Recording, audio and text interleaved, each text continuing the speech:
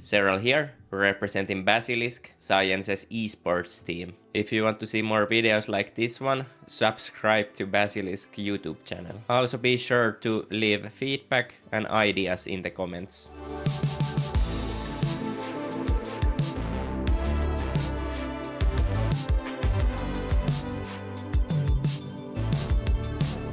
Here we go, this is the final series of the tournament. This is the Grand Finals of 2025 EWC. My match against Classic. Classic's here. And oops. It's the second match I play against Classic in this tournament. I already did the analysis on the previous match earlier. And yeah, this is just a rematch, so that's obviously gonna impact everything a little bit. But this was basically played right after, or not right after, but 2 hours after my match against Kerr, so wasn't much time there to prepare necessarily. But obviously, since I already played against him before as well, and I already knew before the tournament as well that I was gonna face him at least in that one match, most likely. So I had some preparations done for him. First map's Burst Phone, and this is his pick, I would imagine at least.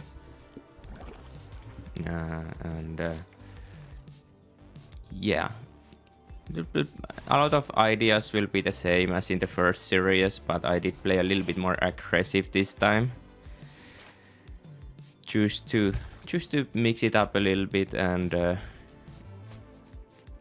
I felt like he would probably think I would do the same as I always do, but yeah, I was actually able to get him off guard a couple times in this series, and it ended up being somewhat successful. Already a pretty bad start there, losing first one drone to the first adept. Didn't block this game, just a gateway scout, which he usually does, but losing that drone's pretty bad for sure. Already going for a fast spore in case the Oracle's really fast. And yeah, he does a 2 adept move out with 1 chrono only on the gateway, which is a little bit risky to be honest, but I didn't punish it, so it's good for him. Gets 2 more links. Already killed 1 drone and two drones, and that wasn't really committed at all, so that's a very good start for him. Then I see the Void Ray there, pull all my obvious back, pretty standard stuff there. Get a spore for the 2 Stargate units timing,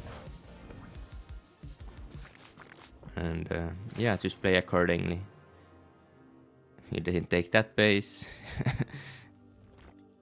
Usually they take that one, but it was a mistake there again, moving too much out on with the queen. There was no real reason to be there.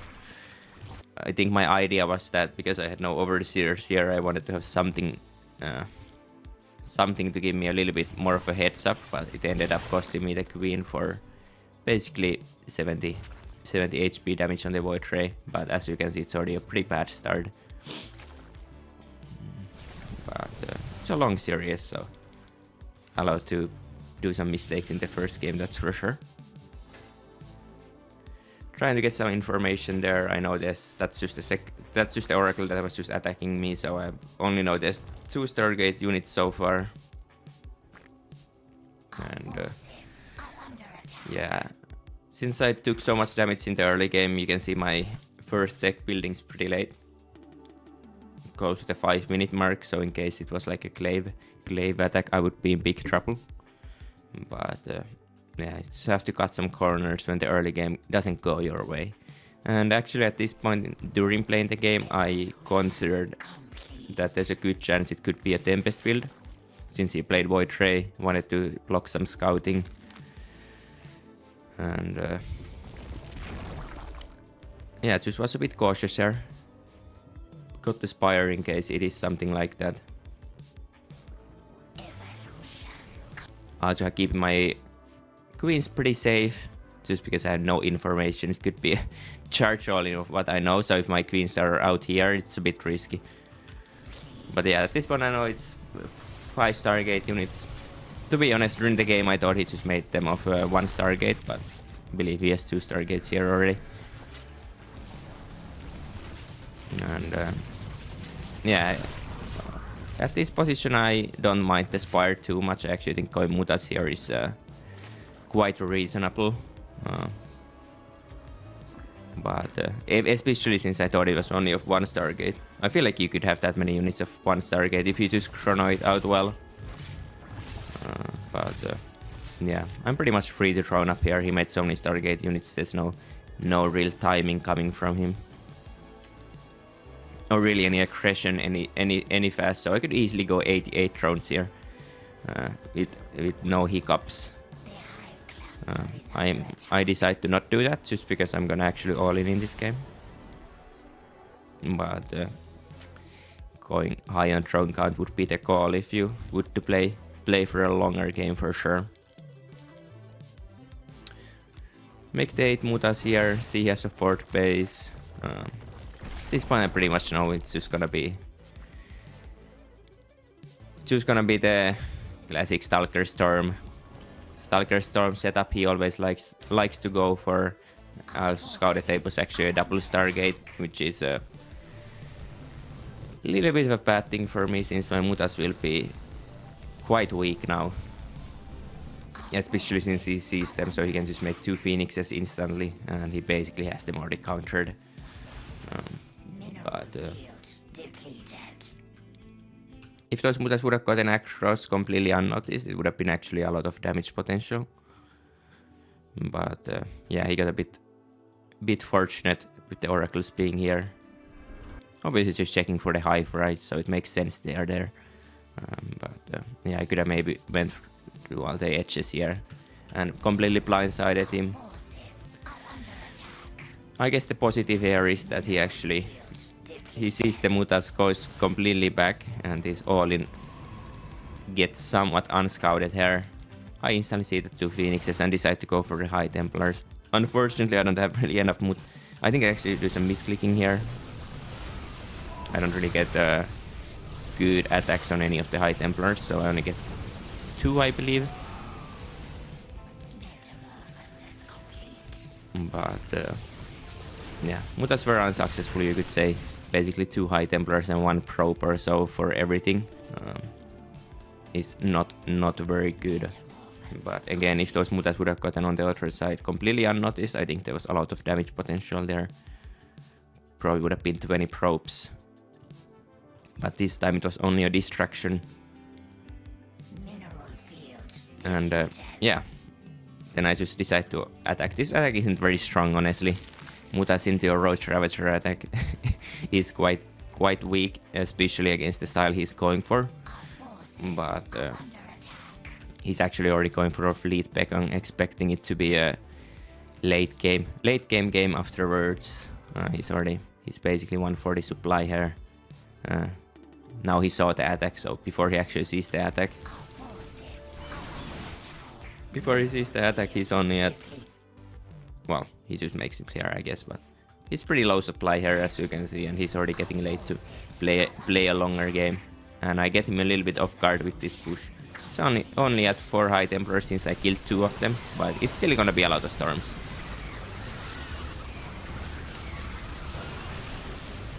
And just try to dodge the storms here for the most part, and not lose everything to Oracles. It's always a hard break. Stalkers just kind of counter his kind of attack so hard that if he's more ready for it, I think there's no way I do anything. But I kind of surprised him a little bit here, and then killing the 2 High Templars earlier helped as well for sure. But it's very tight here. Supplies look very good for me, but in reality, it's it's very close.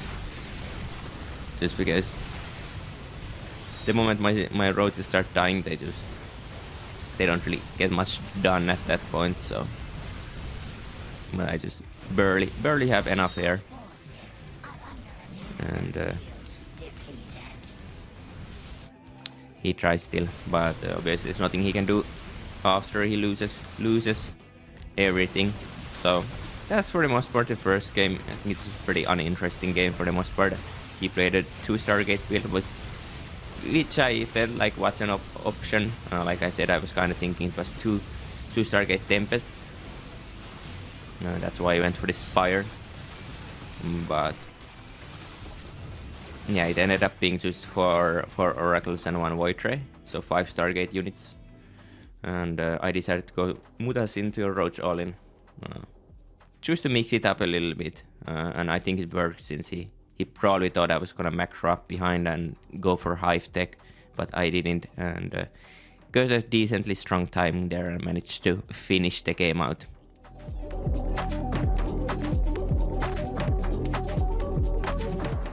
Here's the second game. We are playing on Incorporeal. This is my pick.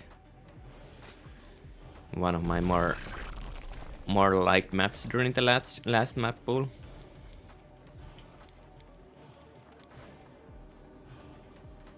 Similar opening for the most part. They're not really mixing up any 15 hatch during the whole series or any other opening, just because Classic for the most part just gateway scouts every game. He sometimes blocks the natural, but it's... I think he only did it on like Ultra Love or something. So it didn't make too much sense to...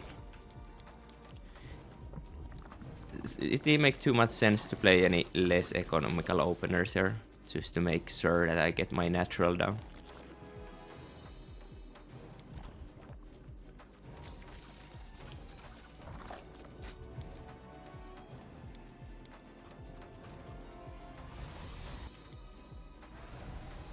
Alright, no Chrono this time, so a little bit of a difference.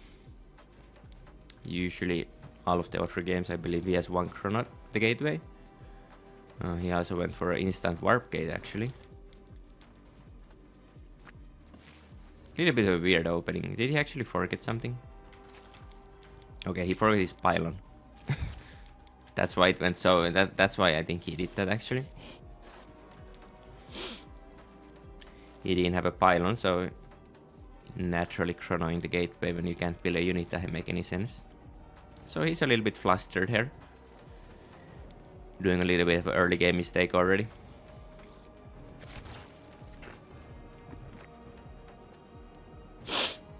And yeah, I decided to go for a Ling Flood or a Ling Attack, Ling Pressure this game.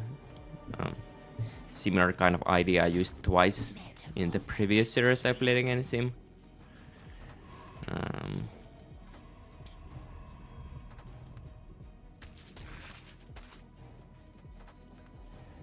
See the Oracle there, get confirmation it's in Stargate, which was obviously the expectation. See that it's a fast Twilight. At this point I'm already expecting Glaive, obviously. Our forces are under attack. Just because, The Hive cluster is well, under attack. the Twilight is very fast. Go for a fast Roach for myself and get the cancel on the third base, and the game's already very good for me. He moved out with both of his Oracles, I believe. No, he only... That's a weird game, honestly. He only made 1 Oracle, which makes sense with the fast Twilight. Yeah, I guess it's reasonable. It's a bit risky if you have 1 Oracle to move across with any, but he has basically no information whatsoever if he didn't do that, so... He took a risk there, and I get the third base there. At this point I see 2 Stalkers, and I kind of figure out it's not Glaive and it's Blink. Which he actually switched it to at this point. And I'm thinking it's a Blink Calling at this point, because the Twilight's very fast. And, well, high pressure at least.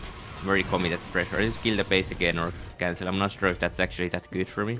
But, well, I think there, because I lost basically no links, I lost like maybe 4 links, it's good. But if I lose any more there, I think it's not the greatest. Now we see he's up to 2 Oracles.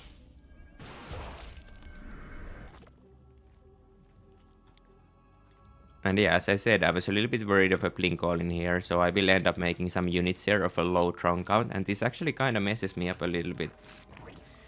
Doesn't necessarily mess me up, but it loses the lead I gained in the early game to play it too safe. Could have easily went 66 drones before making any units here. Also going roaches here is quite bad against Stalker's styles in general, but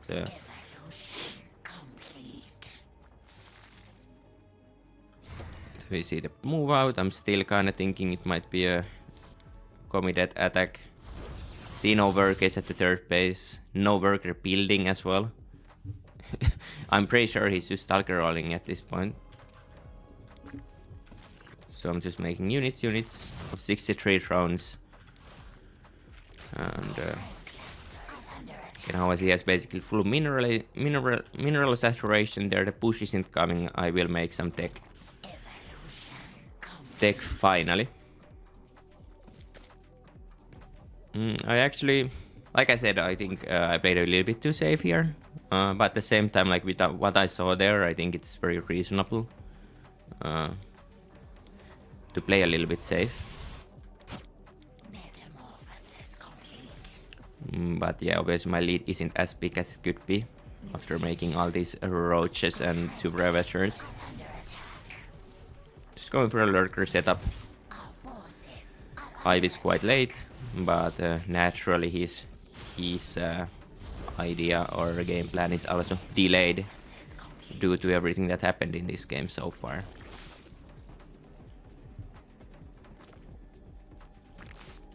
Fifth base could be a bit faster, so we could get up to 10 gases a bit faster as well. But besides that, it's just normal taking up, getting spine at my fourth base and spraying the overlord. So I see incoming warp prisms or Celotrambies or whatever is coming there. I think staying on 1 Evo here tends to make you think that I'm gonna go a bit harder on the push. If you usually just play like a macro lurker style of, well, obviously it's a macro style still, but if you just play like a very hardcore late game style, you would want to work a 2 Evos instantly so you can get some Ling upgrades going faster. Since Lings are your best tool in the later stages of the game, and they're quite bad without any upgrades, but I wanted to save all the gas for lurkers here. And since my 9th and 10th quad is so late, it's very reasonable, I think. He actually moves out here a little bit. I had this army already here, and I already had a second army here in case of Celotrambies, and obviously always you have to be ready to flank the Pro's army in case you get an opportunity. And I actually end up getting a pretty nice flank here. He has some good storms here. And this flank is a bit late. It's also a bit close to his base.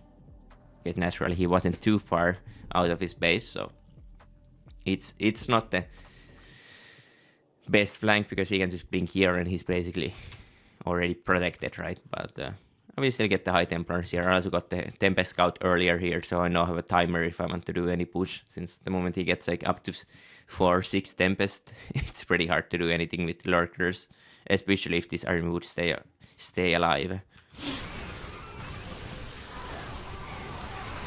With seeing Tempest that fast, you could also just not go lurkers, just because the Tempest are there to go on the lurkers, but after getting this army for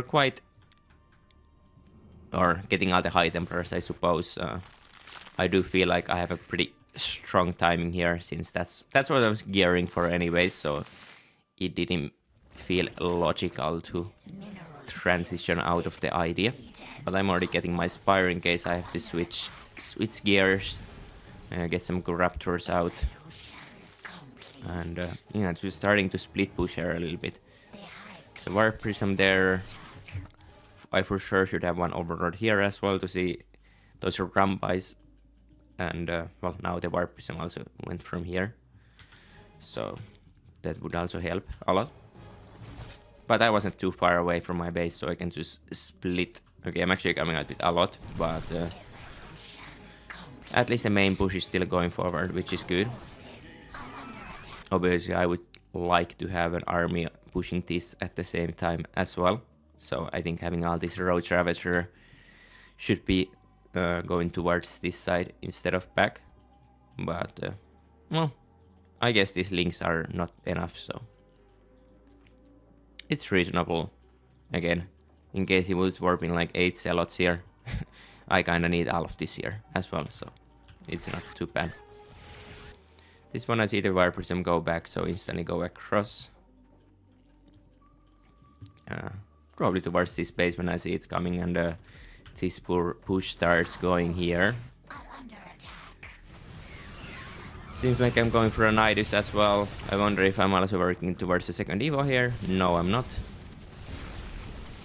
But yeah, that already tells you that I'm doing a little bit of a transition. I just wanted to do this one lurker push and then move to do the next step.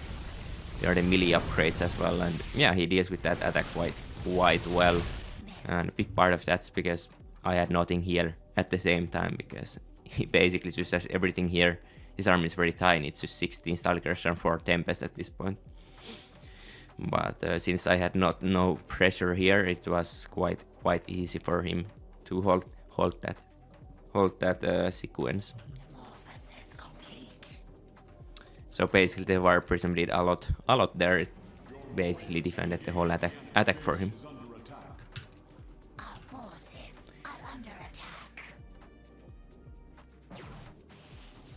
Okay, he pushes me, I get a burrow there. Get a decent fight. Again, this army is so tiny that he has there, and that I can quite easily actually kill a lot there. Like, I didn't even watch there, but I basically killed all the Stalkers. Just because there was basically no units. I'm going up to 12 gases here, trying to get some Nidus, and now I'm pushing here. He's already back, obviously.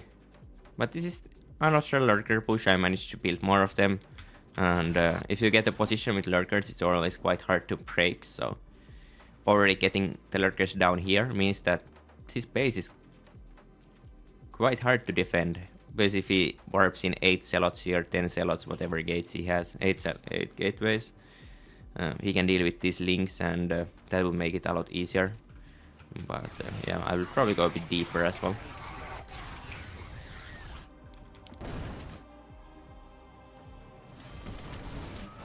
And yeah, he actually loses his 4th base here. Nidus actually forced the warping in the main, which was quite useful there. Because like I said, if there's 8 Zealots on the mineral line, I think maybe he can clean up the circlings. But now I just get a good fight here as well, killing most of his ground units, and now it's basically just a Tempest if you think about it. It's 1 Water Seed, 8 Tempest, and besides that it's 2 Immortals and 1 High Templar, so his army quality is pretty low. I just need to deal with the air units now. And also he's just getting a little bit pulled apart by the... I'm not really attacking in too many places at once, but the 2 locations is doing quite well. And I could have done that a lot better as well, for sure. Getting the prism takes a lot of pressure away, since I don't need to keep units at home all the time then. Also just having... When you get to Corruptor stage, you can kind of kill the prism always, so... I guess even if I didn't kill it there, I would probably hunt it down with 1 Corruptor or so. Just so I could get all my units on offense. At this point, he's working 6 gases and I'm working 12 gases, and I think that tells you, for the most part, the whole story of the game.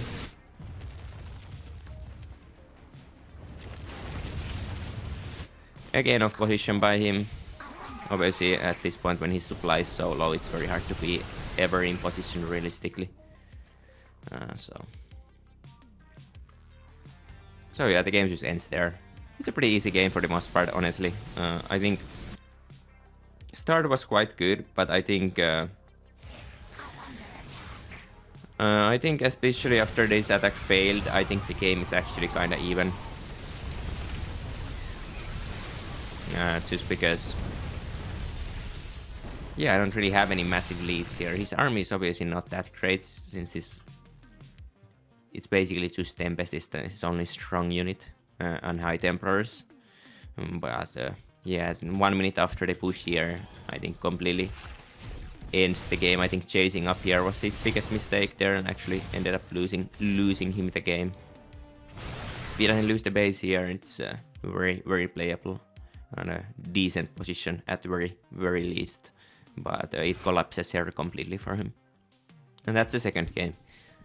I think both of us did some pretty hefty mistakes here for sure.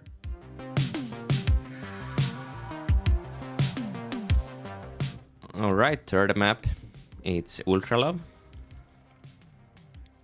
And this is again Classics pick, I believe. I don't remember if we were just alternating. To be honest, the map picks don't matter that much. I don't really care about them too much. A map is a map after all. It's a bit surprising he would pick this map, but I would never pick it as well, so I guess it's reasonable he maybe picked it then. And he actually didn't block. That surprises me a little bit. I was pretty sure he blocked on this move, but I guess he didn't. Another gateway scout. Get my natural down. Already happy with the situation. Game progress is the same exact way as always.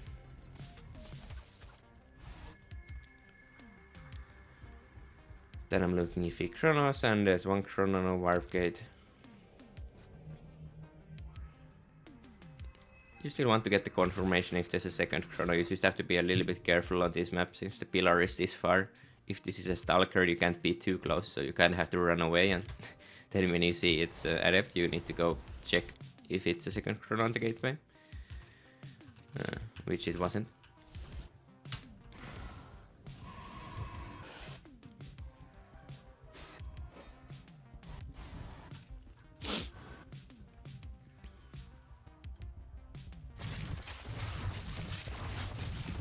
Okay, no damage done there again, but nothing really lost for him either.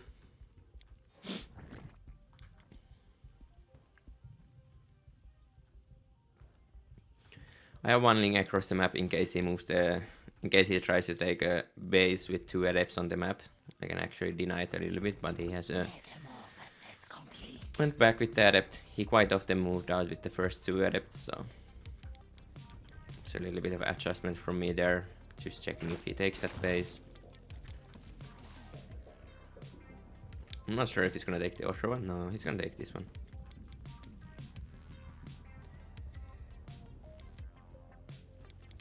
Getting pretty good idea where the Oracle is constantly with my links, which is nice. It makes it a lot easier to defend it. You can see he is a bit scared of a link flood. He's just... Okay, never mind. I thought he was going back there for a moment, but he was checking out a little bit at least. Okay, I've only seen one Oracle at this point, so I go for a really quick roach for him. In case it's Clave. Fine. See a Stalker there to kill my Overlord. Game is pretty basic for the most part. See a second Oracle at that point. And yeah, I'm actually playing a delayed fort base build here, just going lair and 3 gases before. Don't see anything else with the Overlord. But the Oracles are really passive. I'm killing those rocks. Just to make it a little bit of a harder base to push. Because if for example, it's a Stalker pressure, like this duration is so short that it's actually quite annoying to defend any hard hitting pressures. I'm just trying to get any information. I see 5 adepts here. And I'm instantly going roaches. 5 adept doesn't necessarily mean it's Glaive, but obviously with the way this game went, it kind of feels like Glaive. There's 6 queens, I believe. No, 5 queens only. No fourth base. Basically, I have hard countered his strategy here. But I'm supply blocked.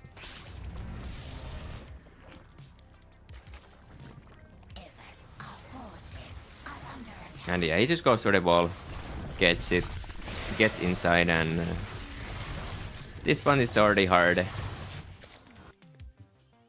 I think this... The scary part here is that there's, you know, that there's gonna be 4 more adepts coming here to my third base already. So I kinda need to go defend this base at this point. So usually what you do is you maybe move the queens back here. Because you already know there's gonna be more units coming there. But the position kinda collapses here. Worker pulls a bit late, could be a bit faster, but then again there's no target for it really, so I actually get away with most stuff. Okay, now you can see still not running to my... And actually ended up not being... Okay, there they come. They go exactly there, and this is where I mean that you need to have some units here already ready for that. I think I don't know why the others were so late, to be honest. But yeah, I just kind of lose to the adepts here. And the thing is that I don't even have fourth base, so I can't really play any macro game from this position anymore. It's just do an all in here. But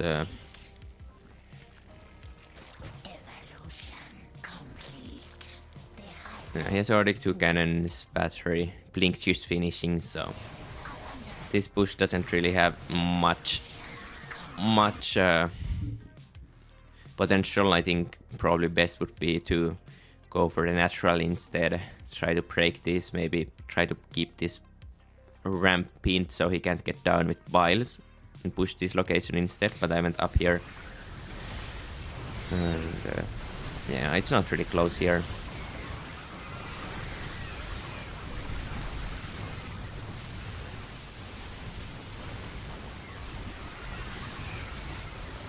And yeah, I just lose the game. It was an interesting game, because I kind of knew what's happening. I had the perfect read on it. I went through 430 Roach for him, so I already at that point, I was kind of smelling the adept. Glaive build coming miles away, but yeah, it's interesting I lost that, actually. It's very interesting. Because it feels like I played correctly for the most part. Like, I didn't even take a fourth base, which is like very uncommon. But his timing was very fast, I'll have to give that to him. With 2 oracles it was very fast, but I think he just made the Twilight. Made 1 oracle into Twilight, obviously, here. Yeah, 1 oracle Twilight, and then he has a little bit downtime, and then he makes a 2nd oracle.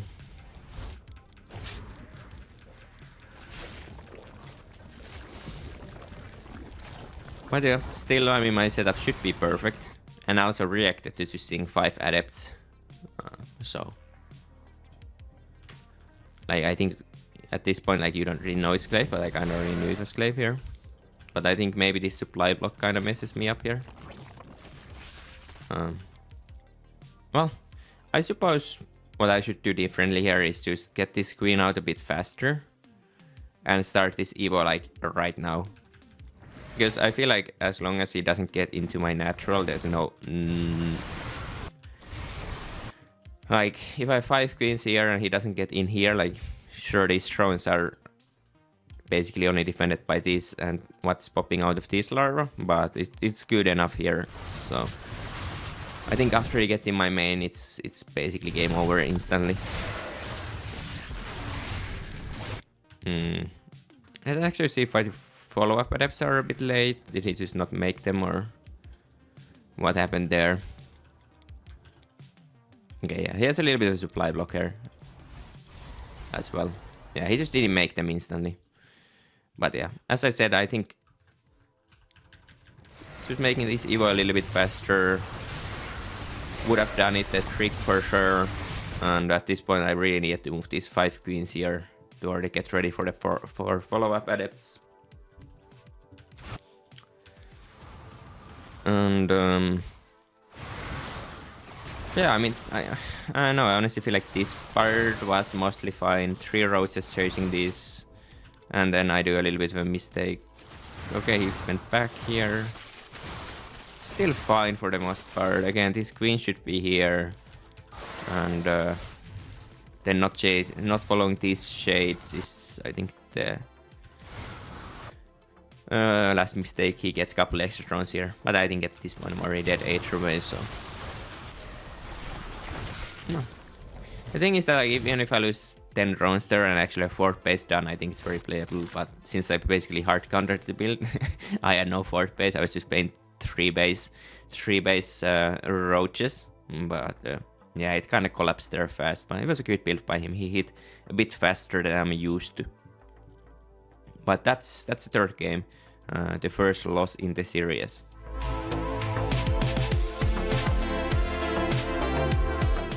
Alright, 4th game of the series. It's Pylon Alley.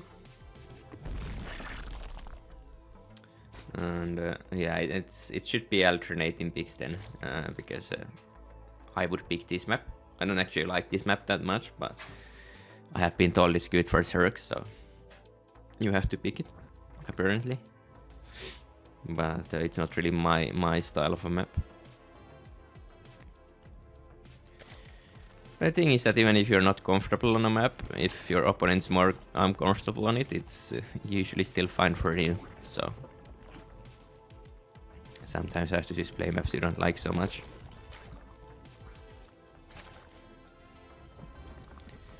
Same openings for the most part. He gateway scoured again. Like, everyone basically blocks a natural on this base, but Classic just wasn't in mood for blocking the base, I suppose. He was just gateway scouting all the time, which is safe.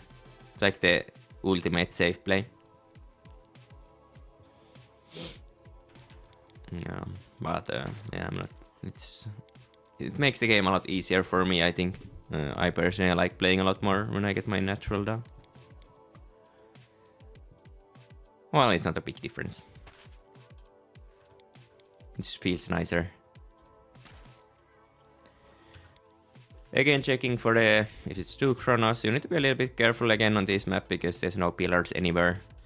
But usually if the overlord's here and even if the stalker props, you can kinda use this ledge to just go do through this area.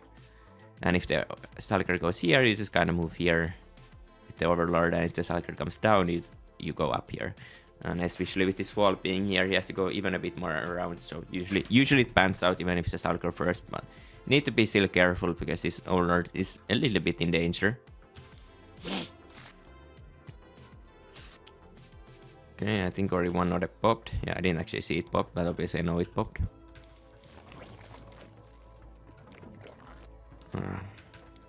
No second chrono again. See the Stargate as well, so it's pretty good information so far gathered. The Stargate position also is very nice for me in that way that I will exactly know how many oracles he's gonna build. So I can make a lot of reads based on that, because if the Stargate's here, then I can only see that there's 2 oracles, but now we'll actually just can have my overlord here checking how many he makes, so it makes it a lot more easy for me to make game reads there.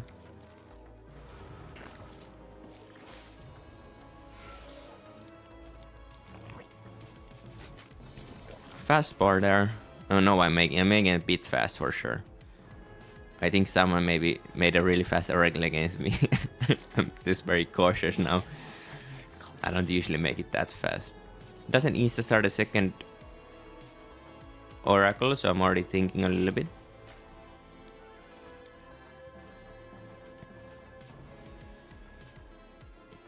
There is it. Second oracle coming. I went for a fast Evo chamber this game. So I'm playing a melee style. Unlike the first 3 games, where I played basically straight Roach Warrens every game. This map's not very good for a Roach style. So I will actually end up going in here. I didn't check if there was a third Oracle coming, but I think for me, the thing is that since he didn't insta-build a second Oracle, I'm already kind of cautious here. And I would be surprised if I don't get a safety building here by 4:30.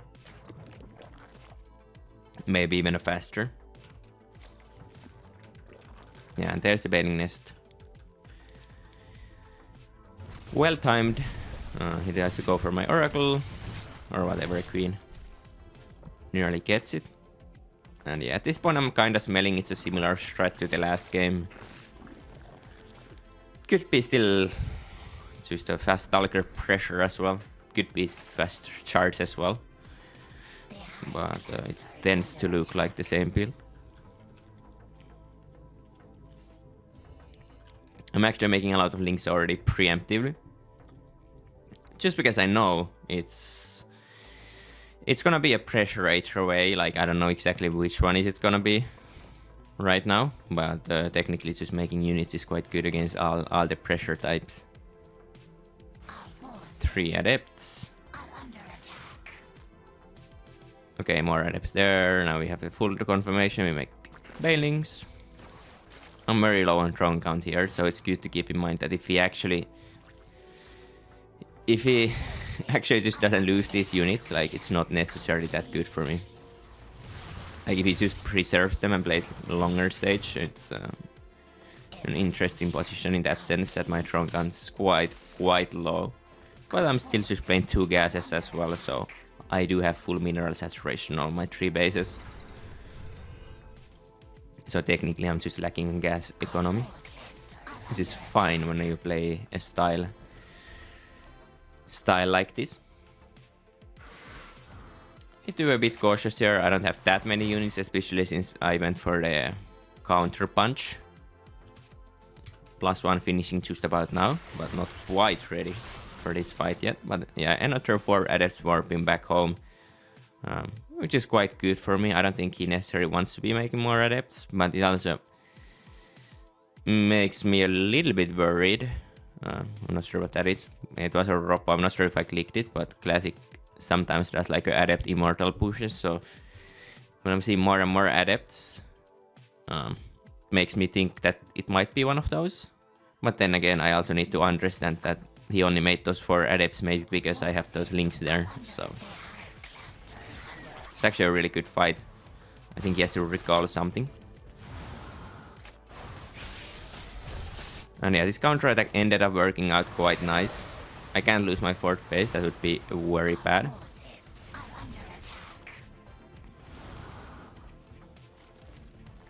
Yeah, as you can see, I'm still on 54 drones. I haven't been able to build any drones here whatsoever.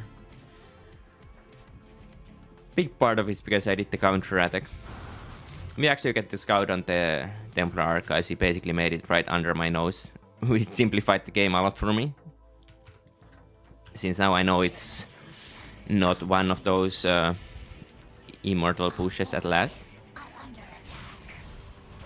Stalkers as well there, so he transitioned to Stalker Storm from this setup again. And I decided to go Hydropane, which is quite common from a start like this one. He messes up a little bit there, doesn't keep his adepts together, so I get a very nice surround on most of them. So +1 melee links actually do quite well there, without the bailings even. Go for the 7 gas setup as I actually 8 gases. It's interesting. I usually do 7 gases. No, I do. I know I have 7 gases. I just don't have one at my natural. Okay, that's more reasonable.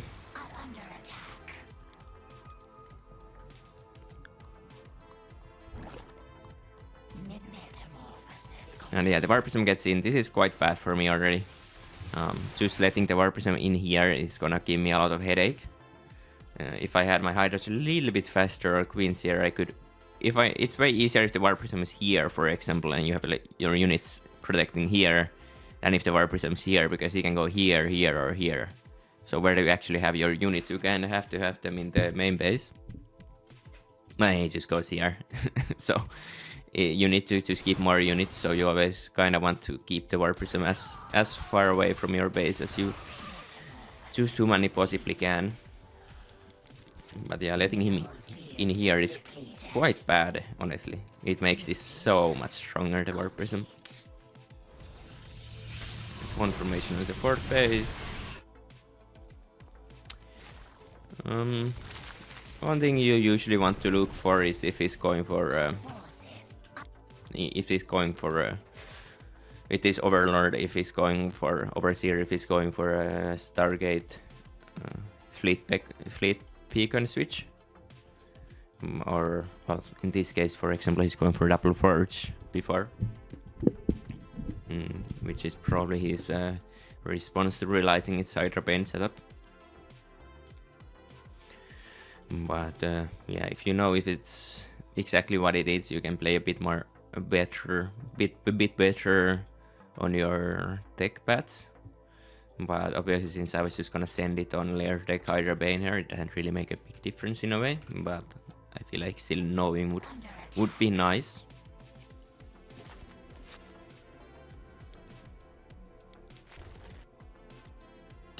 And yeah, you will see I will end up defending this base with units and defending my main with the queens. How I deal with that War Prism and having one spore here so he can't go there so easily.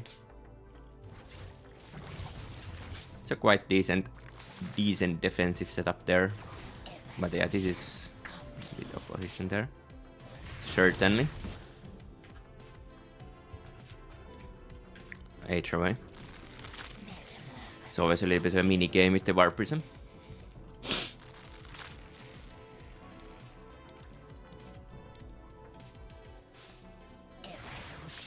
Quite often it feels like technically it could be, especially if you play for like a hive style, it could be worth it to just go Spire and one Corruptor, one Mutalisk just to get rid of the Prism like that. But obviously when I'm doing layer deck all in, it doesn't necessarily go too well with the game plan to invest any extra on basically to skill the War Prism. But yeah, just a bit concave. It's not much there. Only thing you could do here realistically is drop the main base or have a bailing rampai coming from here to here. Could be strong. Yes, some units here, but if this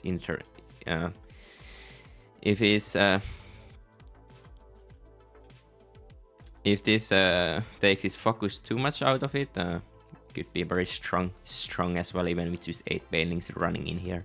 But for the most part, it's usually about the main fight and just winning the army fight with these pushes. So going from one side is quite often a good decision if the map lets you have a big enough concave. If the map doesn't let you have a big enough concave, then you have to think that even if I got like these 10 bailings from this army, like, is it actually gonna make a difference? Or because the storms will just kill them anyways. But if you have a very big concave, then usually every unit will help. But the smaller the concave gets, then sometimes just having units somewhere else will be beneficial, just because the storm would probably kill them as a collateral damage either way anyways if you just came from the one side. So have to make some decisions there, I suppose. For the most part, just dodging the storms is actually quite well done for the most part. And yeah, he just runs out of high temperatures pretty quick there.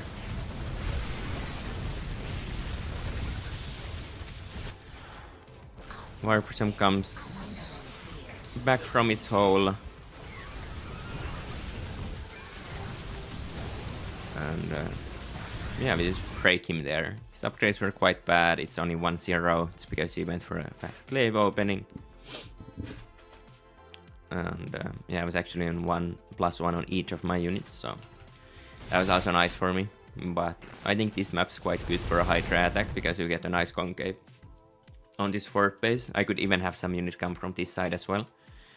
But sometimes overcomplicating stuff might get you in trouble.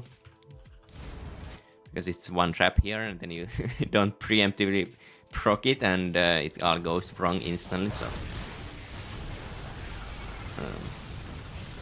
it's also very hard to micro if you have to dodge storms on this side and this side. So you always need to be a little bit careful there.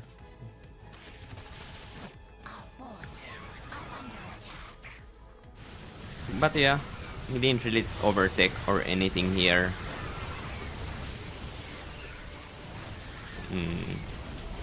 I'm not sure if I like the making so many stalkers necessarily there, instead of just going archons and zealots, for example.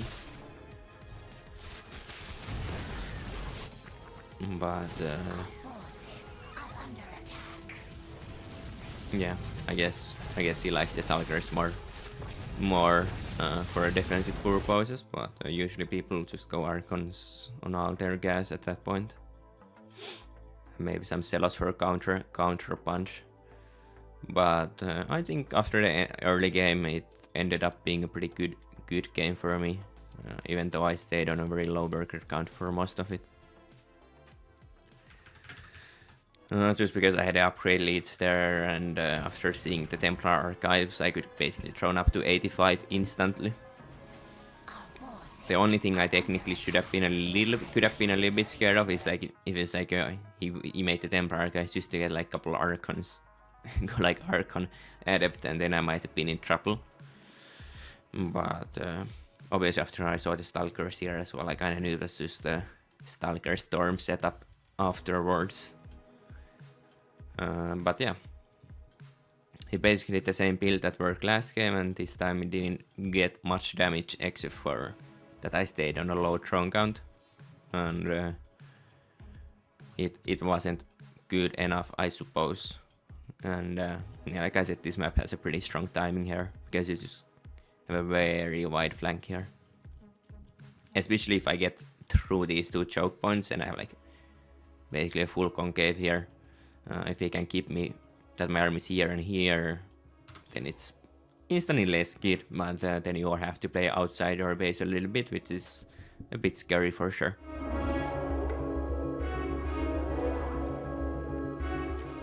Alright, ley lines, game 5. No block. Should I say it's the same openings again for the 5th time?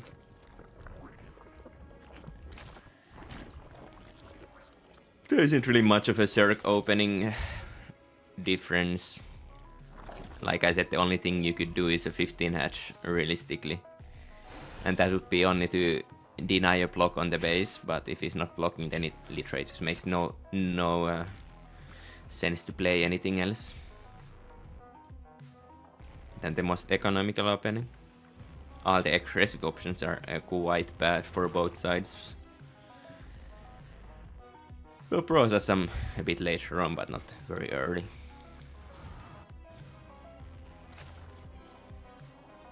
Okay, moved out the second adept again, I believe. He didn't do that every game, that's a little bit of a mix-up. It's a little bit risky if I would move back. If this 4 links would be, for example, just going across now, it would be actually quite hard for him to deal with. But even just 2 links be quite well. 2 links are very doable with even just workers, but 4 links are already a bit harder. But it's obviously a reasonable commitment. See a pylon there. Okay, see a stalker. Interesting that I was spawned my natural. Well, okay. Yeah, just make it faster. I play a little bit different right now than I did. I don't remember, was this like 4 months ago? I don't exactly play like this right now, but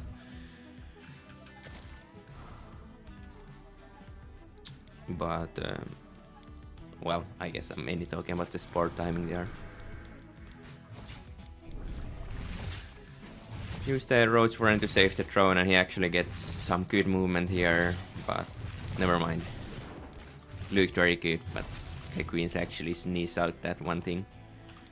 I would have liked to see a Spore cancel on the last second for sure after killing that Oracle. Just to kinda like, I get the Oracle, which is really good for me, and then like just cancel this Spore to even get more ahead. Which would be a great decision here. Just because one Oracle, you don't really need a Spore for one Oracle, and even if it's 3 Oracle right now, then it would be only 2 Oracles because he lost one.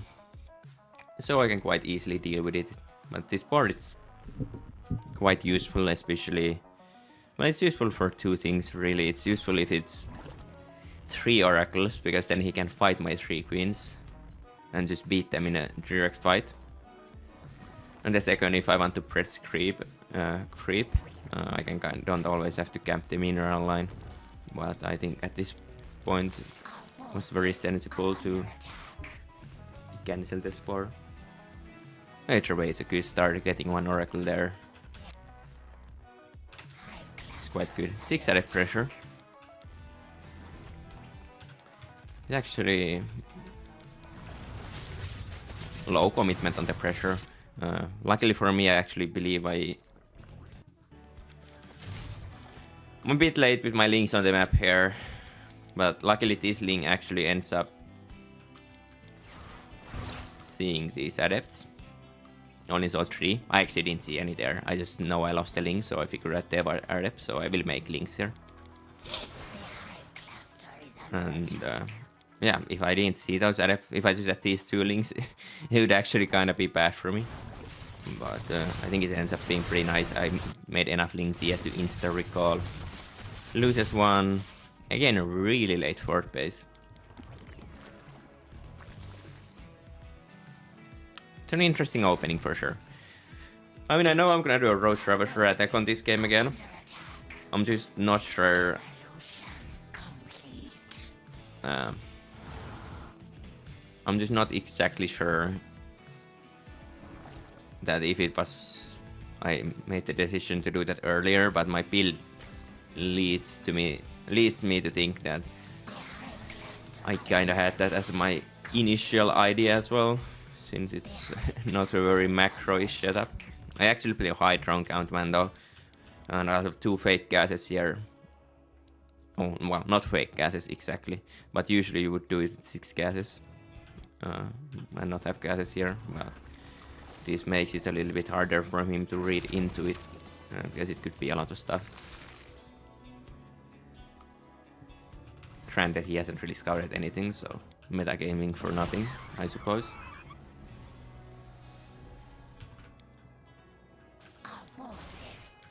I ended up going for a burrow and tunneling closer. Again, this is a bit of a... I don't know why I'm doing this exactly, but it's not really one of my go-to ideas. But as we saw earlier on the first game already, just throwing in some aggression there can be quite strong if it's unexpected. And yeah, I mean, if he just knows it's coming, he will just build constant stalkers and it's basically free for him, honestly. Well, I'm still on 75 drones, so it's not like insanely all in, but it's quite all in. I end up pushing for the natural instantly here. This will open the game up a little bit, because if I just go from the front, it's quite easy to hold on, honestly. But this will open up his defenses a little bit, and I think he actually was planning to do an attack of his own, so... Well, maybe not, he has actually 8 gases. But yeah, he was actually a bit careful this time, like he's not taking up anywhere. He doesn't have anything coming yet. So, he was thinking this was possible for sure. I don't think his setup's too bad for this, but... yeah, these roaches are quite hard for him to deal. As you can see, like he's a bit decisive here, like High Templars are here just running across. Like if I had any units, like 5 roaches here, like the game instantly end here, just because he's kinda getting a little bit flustered maybe. Okay, at this point I instantly take up, I'm maxed out after all. Well, I'm not exactly maxed out, but I'm close to being maxed out, so this wasn't a full all-in plan. But yeah, it kind of collapses here for the most part. And the burrow ends up being quite handy here. And this is again that the storm now is quite weak, just because if there would be 20 stalkers here, then the storm would be very strong, but because it's only 5 stalkers here, I can kind of just dodge the storms, because that's like the only thing that's dealing with me. And yeah, he actually loses his base. Unfortunately, my burrow wasn't done. I think if this, like, I managed to burrow 10 roaches in his main base, I think the game just ends there, honestly. Because then it gets too hard for him to deal.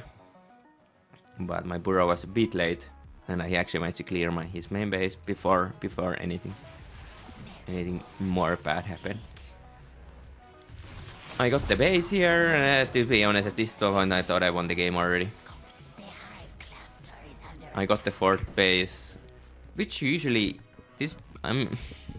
I said that this was a bit of a random strat, but I did play this kind of strats a bit around with them a little bit, and quite often killing the 4th base isn't enough with a system like this, just because if they just get like 160 supply of Stalker Storm and counterpunch you, like, you literally can't do anything with the army you have. That's also why I'm going for a Bailing Nest, because that's the only thing that will actually make me able to survive a counter attack. But yeah, I guess my point was that this game actually did trade decently, where I didn't just kill the base. I actually killed some workers, a good amount of workers, actually 15 workers. I traded with his army a little bit, so it's a little bit of a different tempo from just killing the 4th base. So I figured out I was very, very far ahead here. And yeah, Bailing Nest is very good. You can see I instantly went for the speed, because I know I'm in trouble. Like, if he gets 160 supply and pushes, I'm in big trouble here. But the Bailings and having creep, Bailings on creep should usually be good enough.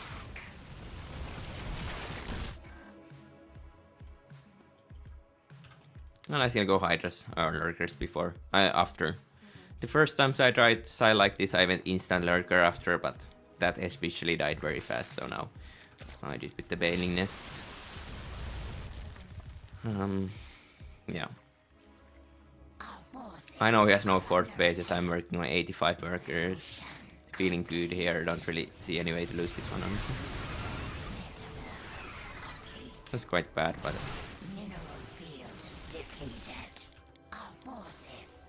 I get this base. And yeah, as you can see, he's actually just doing exactly what I said. This kind of strategy struggles a lot with.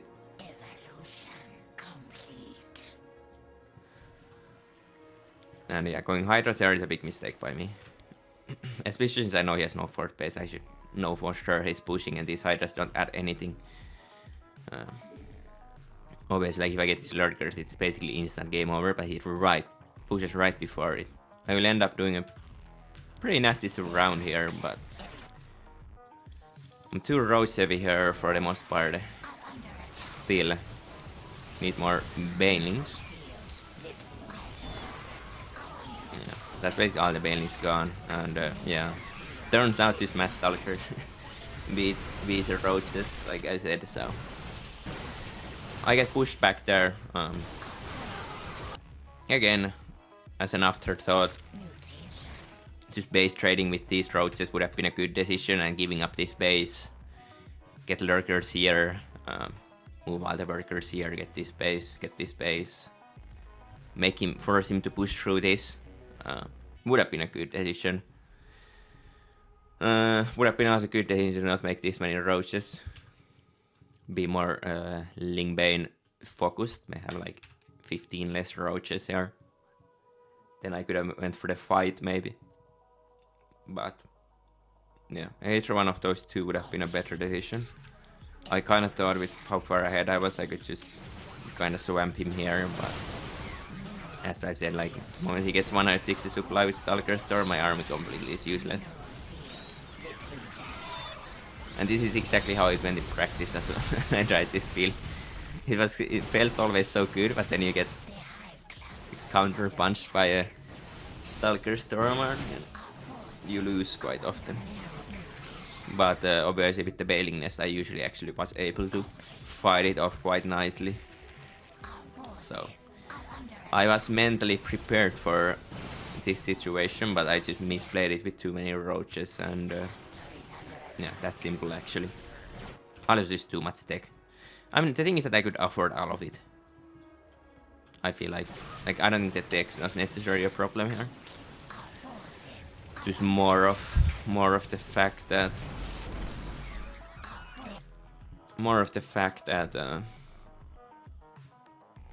yeah, just too many roaches. And like I said, even with this many roaches, I should have just played more base trade heavy and try to defend the whole natural with lurkers. Would have probably been a winning decision as well. But yeah, at this point I actually don't think I have lost the game yet. I need to be a little bit careful because he can just blink in my main. A bit slow. I remember thinking about that. Yes, there I finally think about it. It's a bit of a risky move for him, but I think it would be actually correct. I think he will win the game if he did that actually, before I get these lurkers. Now it's too late. But yeah, what ended up happening here is just because Tempest switch is so cheap that even though he's on 3 bases, like obviously because carriers here, like it's still a playable game, but since Tempest are very cheap and they just completely hard counter my army, it's a pretty easy game for him to convert into a win from this position, just because my eco isn't good enough. Like my eco is still better than his, but there's just literally no way I can get anything to counter the Tempest with 64 thrones. And obviously all he has to make is make this Tempest. Like this is all units he has to make to actually get an army that I can't beat at this point anymore. But I have to say I was a bit surprised to see the Tempest. I genuinely thought there was a way to win this one still. His army is quite bad. But obviously with the addition of Tempest, at this point I already know that it's probably lost. Just can't beat them. Easily go for a Viper, which is wow, quite bad against Tempest, but it's literally the only thing I can do. Just going full base trade here is again the only option basically I have, and yeah, I can never win a direct fight, and even if I can hold him like a Tempest, is eventually gonna kill me. So yeah, just going for a full base trade would be the decision. I end up just doing a counter attack. Should get it for... oh, never mind. This army just needs to counter attack. There's not much else here to do. Okay, now we counter finally. Took too long. Lose this base. I mean, he can already recall at this point easily, because he already killed my base. Like, this just had to be faster. Get some good abducts there. Okay, one only. Surprised he's just not recalling. Okay, he's just running back. I guess he was pretty close.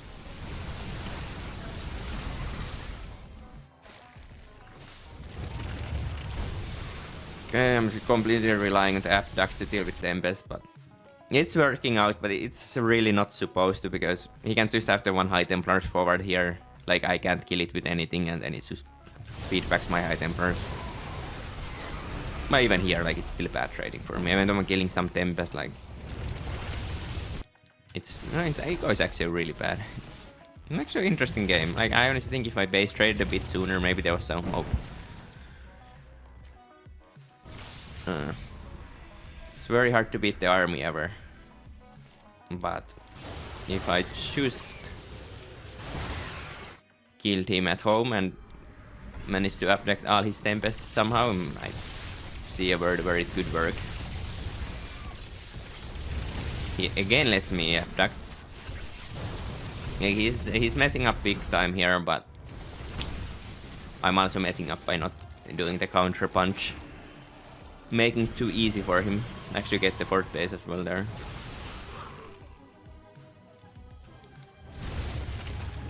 Okay, get a lot of stuff. Like I'm getting a lot here. Like I'm getting a lot of stuff here. It's just that the fight is quite hard. We actually end up taking the fight here. I get a bit of a surround with the blinding cloud there.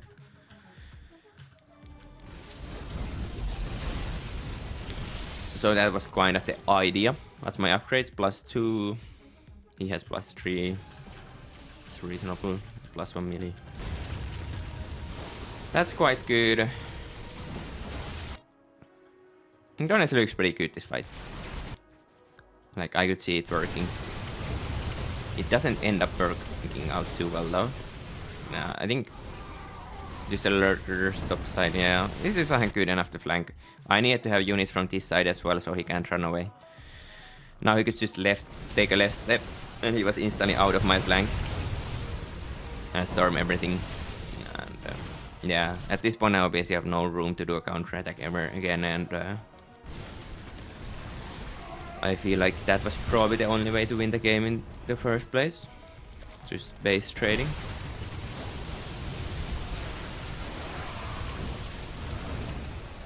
And yeah, it's for sure over at this point.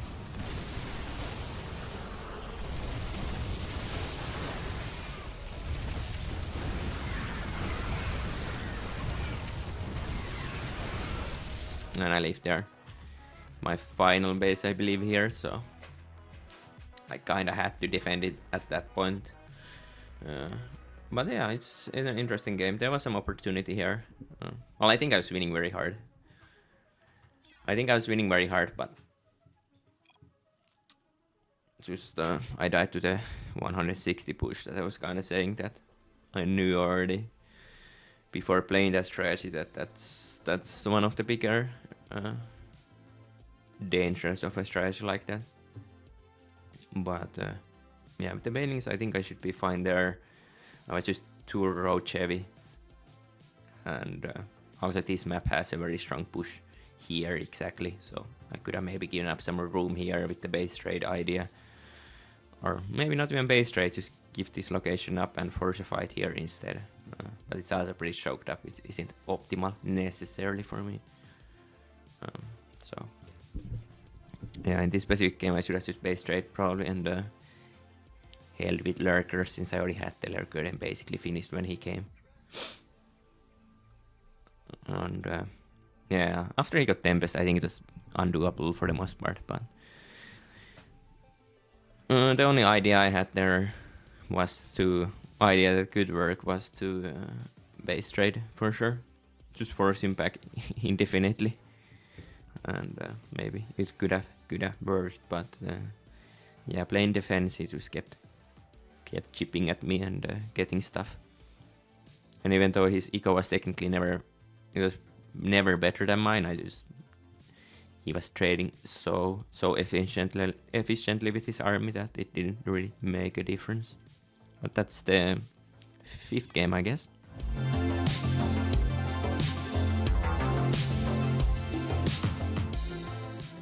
Alright, 6th game on torches. I don't know whose pick this is. Oh, it's my pick actually. Well, at this point it's just picking leftovers. A lot of people, Zergs, take this gold on this. Used to take this gold at the start this was very bad for Zerg. But then Zerg started taking this gold and just like doing some random link queen all-ins of this side. It's kind of the main way people played this build after the end of this map being in the pool. But I ended up playing gasless. I feel like that build was so overused that there was no way that people wouldn't have a counter for it that would actually work. So I didn't want to jump on the same train, and I just played a gasless opening, which is something I throw in every once in a while, but it has a lot of weaknesses, so it's very hit and miss. But on a map like this, some of the weaknesses are less big, and I think a lot of people also don't really know how to play against gases exactly. So depleted. it's not a bad strategy, I suppose.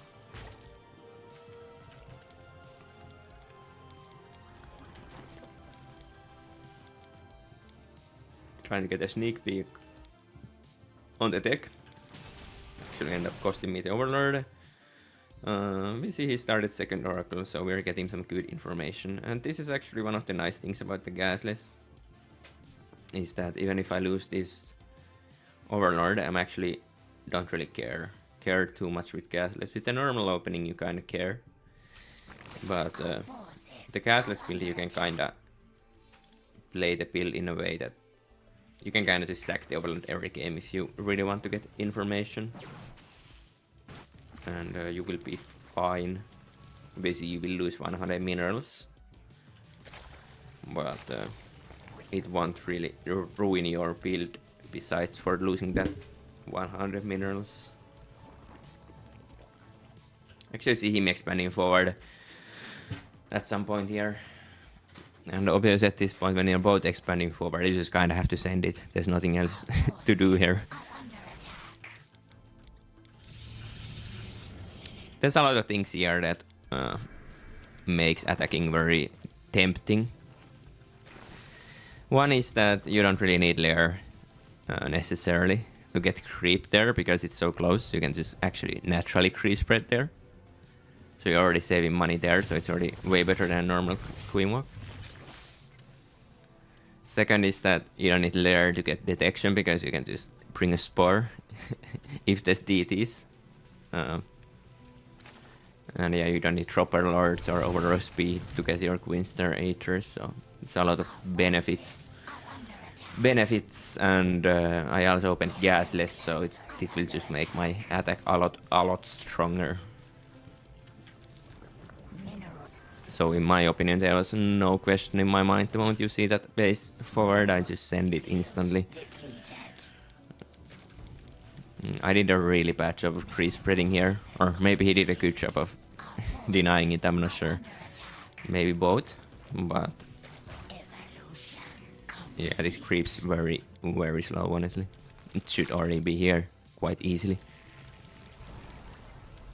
And yeah, he's actually on 56 rounds, so he didn't probes, so he didn't actually make that many burgers. He's not making any. But yeah, he basically saw me move out, made instant response, but yeah, I'm already here, so it's gonna be hard. I think he was basically committing for hard pressure himself, which is just the way these games kinda go. If we expect this boat just will pressure, but I think it's probably very holdable in this specific situation for him.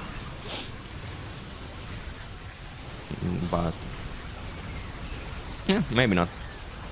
There are obviously blink builds that will hold it, but it's hard. And I had no creep even here. Like if I have creep here, like I have 4 transfuses, 3 transfuses, 1 coming that I could use. So this is also a bit of a weak push in that sense. But yeah, he just doesn't have enough. And obviously he kind of runs out of a room as well. He can't really go here with his stalkers. So he just kind of instantly runs out of a room. You usually kind of want to defend a little bit in front with blink stalkers, so you can retreat a little bit. It will also be hard. It's also very hard for him to reinforce, because if he warps in here, I will just pile them down instantly. So it's just a wasted reinforcement wave. So he kind of has to reinforce here or something, but yeah, at this point the game's already over. I mean, he stayed in this game for a very long time, so I'm just gonna go through it very fast. There's nothing really to watch here. The game's so over. Just trying to expand here.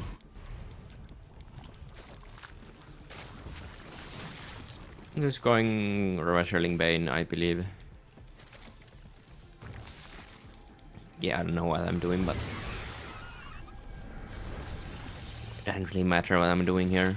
I guess I'm just like thinking that there's no third base, so It's logical to just make units and not die to anything, but it really doesn't matter what you do at the position like this.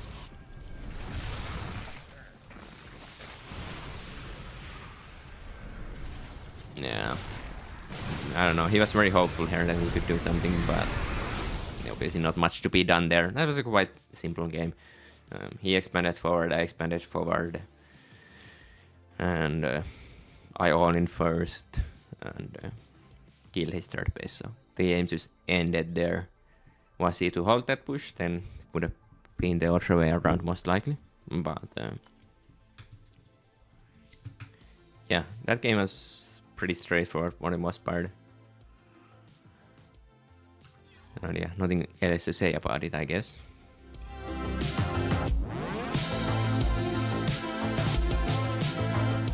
Alright, this is the 7th game of the series. It's 4-2 for me now.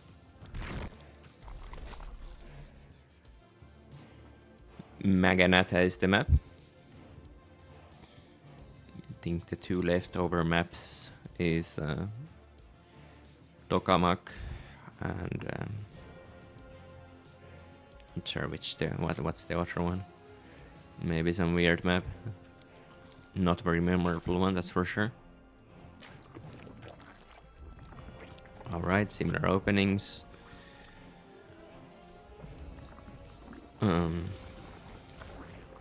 For the whole series, basically. The only adjustment with this series was, opening-wise, was the 15 hatch gasless in the last game. Otherwise, I played the same exact opening every game.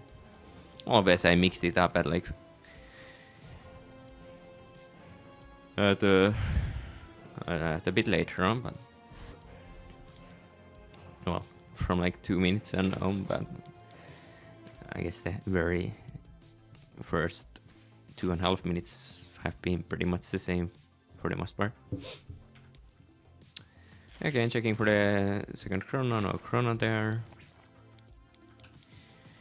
Again, need to be a little bit careful with the overloading gates as a stalker, just because there's no pillar besides for here. I decided to use the same system of, if the stalker goes here, I'll go here. If the stalker goes here, I'll go here, and just run back here. If the stalker just go in this dead space here, trick it there, since this one doesn't actually work as a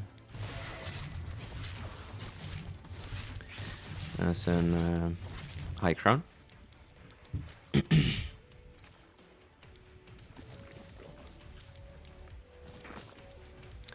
Trying to get some information. I don't really want to go deep, so I don't want to lose it, but I'm kind of just going to the edge, seeing if I can see anything, and no, I don't see anything there. And yeah, he actually got most of the adepts, and it gets me a little bit off guard there. Actually, this will end up being good for me, I believe. Yeah. Okay, one drone. Okay, he's gonna lose both adepts for one drone if I don't miss up. Yeah, one adept for both drones. Quite bad for him. Also bad. My miss micro with the Oracle. Could have easily gotten one more drone with the same amount of damage taken. So that's fine. 3 drones killed. Okay, I've lost 3 links as well. That's a bit bad. Makes it a bit more bearable for him. But yeah, 3 drones, 3 links for 2 adepts, and that much damage on the first Oracle is reasonable.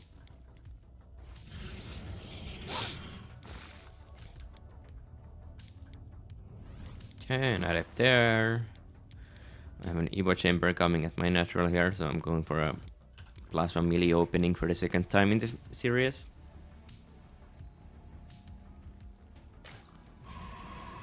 Okay, Twilight Forge with a little bit faster on the Twilight. Doesn't tell you much. It's usually not glaive if they open like that, but then sometimes it is glaive. So can never really know, but obviously it doesn't look like glaive, that's for sure. Well, it's not glaive. I think Twilight's a bit too late for that. It could be, but it's gonna be a very late one. And yeah, as you can see, I just basically, with the information, could delay my first deck building quite a lot. No, never mind, I actually have it pretty fast there. It's, yeah, it's closing to 5 minutes. A bit before 5 minutes, so it's on the later side for sure.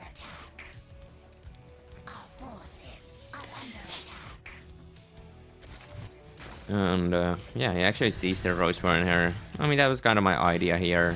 I actually played +1 melee. I wanted to go Hydra Bane, but I wanted to have the Roach Warren just because I like roaches. But in case I have to make them, I will. But also it's a little bit of a fake out, so he doesn't think it's actually Hydra Bane.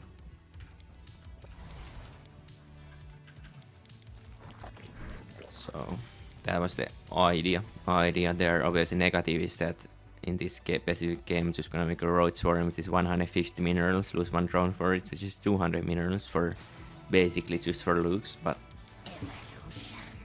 just for safety, let's say, put it that way. I've drawn up pretty good here. He has played a passive opening. I haven't really seen much necessarily, but I saw gas here, and with what I've seen, he's being able to keep taps with my links. I kind of realized there's no pressure coming. You can see I'm still like not throwing up insanely hard here, but I think after seeing a 4th base here, I will probably make 10 more drones, and there we have them coming instantly. Just playing pretty reasonably here. Nothing too risky. I'm just playing pretty safe for the most part on the drone counts.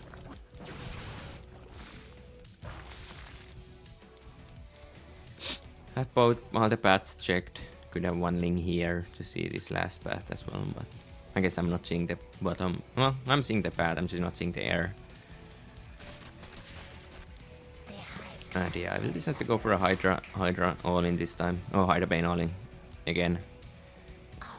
It's an 87 drone one, so obviously it's not exactly an all in, but you need to do damage with this.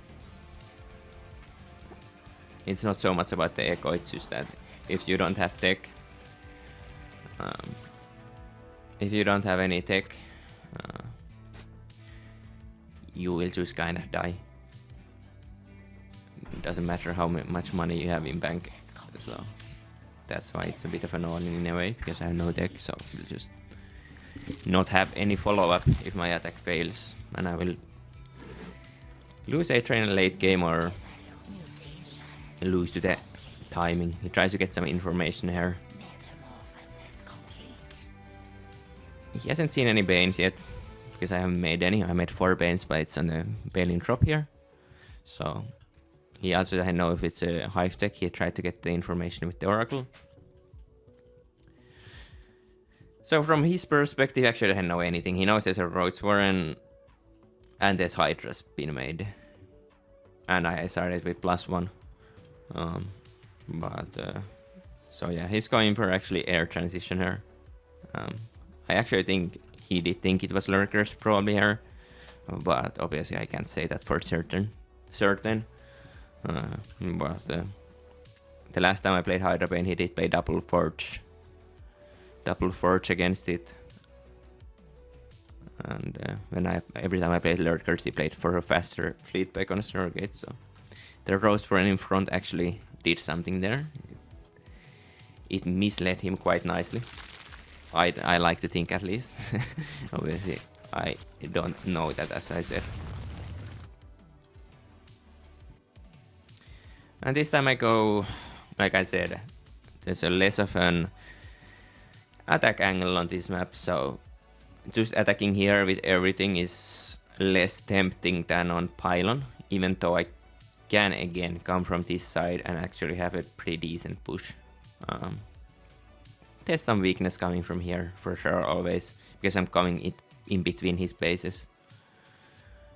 So he can, for example, this army here. Okay, there's only 2 high Templars here, but let's say there was a bit more here, 20 supply. He could kind of push this army from this side, and that would be very favorable for him. So it's always something I instant for him for the link drop, Balin drop.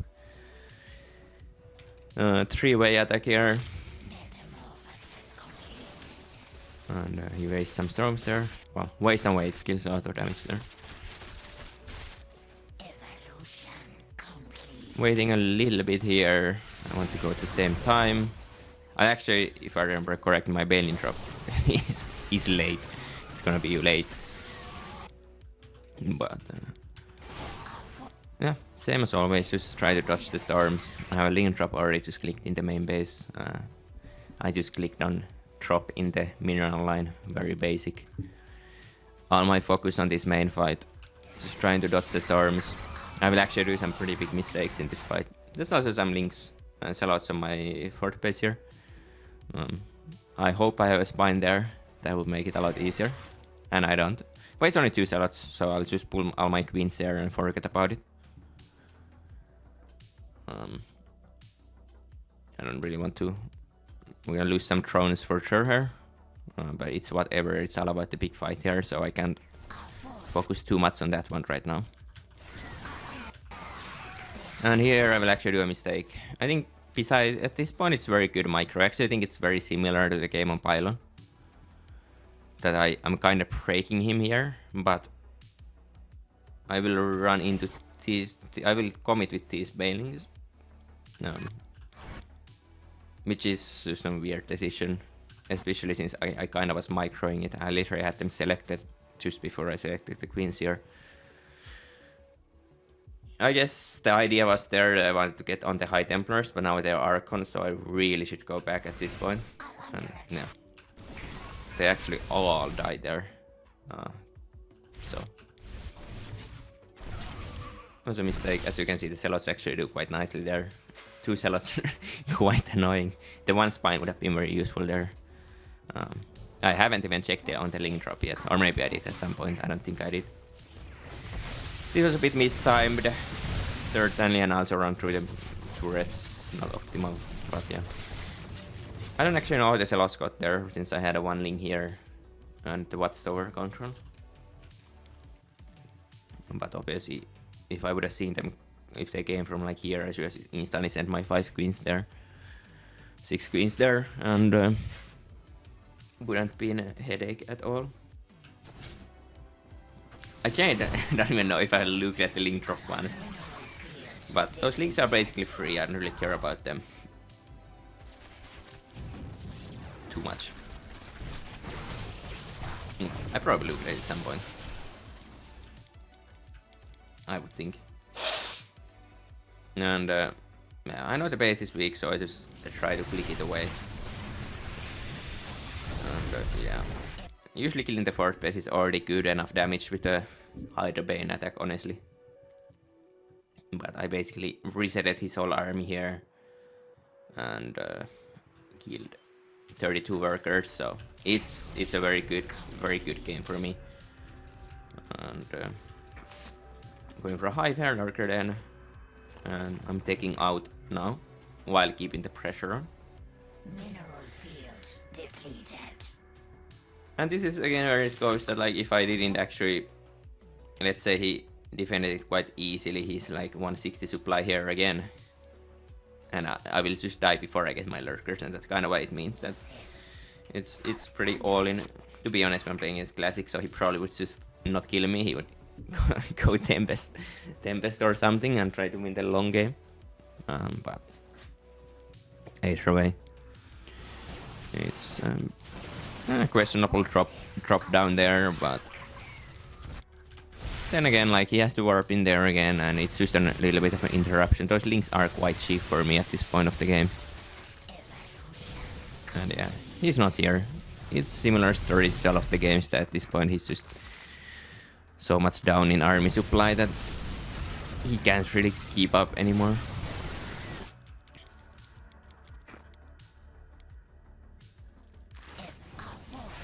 Actually gets a pretty good fight there by the looks of things.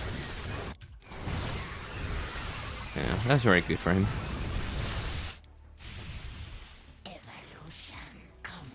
Not good enough to get back in the game. It's just that my eco is quite strong. quite strong, and now I don't really have the tech problem anymore since I already have my hive done. I'm getting my lurker upgrades, Saturning glance. I have soon 3 upgrades on my units as well, so it is. And now the fact that my tech is delayed doesn't really matter. Obviously at this point I don't really think I can lose the game anymore. And I don't think he thinks he can win the game either, to be honest. But it's the last game of this series, so why not try a little bit? I'll just go Mass Lurker. No way he can get anything good against them. He has Immortals, but only one of them. And it's gonna be very, very hard.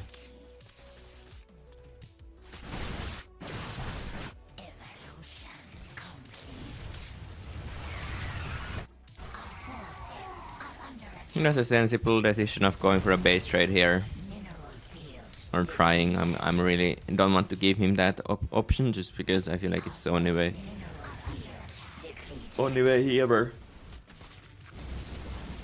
wins the game. Well, it probably doesn't win him the game either, but if there's one way to win the game, to be like give him a weird base trade. So I don't want to give that to him.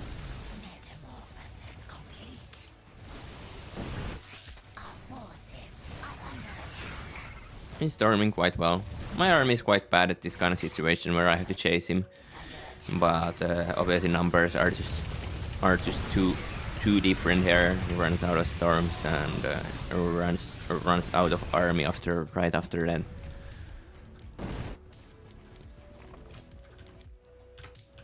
And yeah, that's the final game of the series. Pretty similar to the pylon game in many ways. I used a little bit of a different approach, and obviously the early game was not so aggressive this time, but the way the attack worked was similar in many ways. And I think if I didn't waste those bailings on these 2 Archons here, I actually maybe could have just finished the game there. Because in this specific game there actually was very much hope for him. After the first attack, he just messed up a little bit there. Actually, not sure if it showed here too well, but there was a lot of opportunity for him in this game. And if I preserved those bailings, maybe it would have been a bit harder for him to actually get that opportunity. Oops, going a bit too fast. So yeah, I think all of it was pretty good, honestly. I can actually watch the fight again, because I actually think it was a pretty good fight for the most part. Like he's getting some storms there. Like he's already used 4 storms. Like I can't imagine he has that many more. Okay, 3, 4. Yes, 4 more storms here. I guess 2 more, 4 more, and 6 soon. Like none of the storms are actually landing that hard here if you think about it. This one is mediocre, it does something. Okay, this one actually landed. This one, it lands, but all my units are dying while doing damage to his units, so not the end of the world. But yeah, this one was a big mistake here. Again, idea was to just get through this. What? That wasn't a very good idea, I suppose. Should have more transitioned on this path here.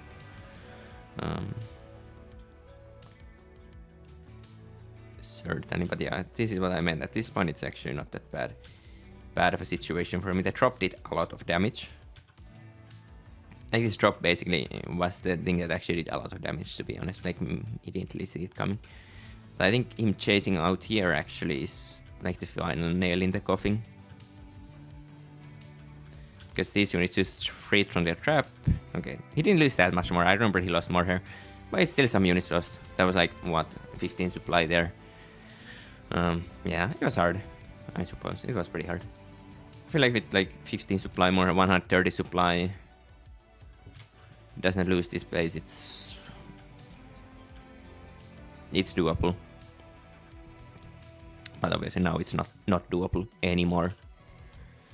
But yeah, the adjustment to the link drop bailing drop system worked out quite nicely there. And yeah, he didn't expect it too much, so it did a lot of damage. But that was the last game of the series. 5-2 victory, pretty good series for the most part. I think I had some pretty good reads. Even the games I lost, I feel like were pretty good for the most part. Like the clave opening, I smelled miles away, but it was just a little bit of an execution error on my side.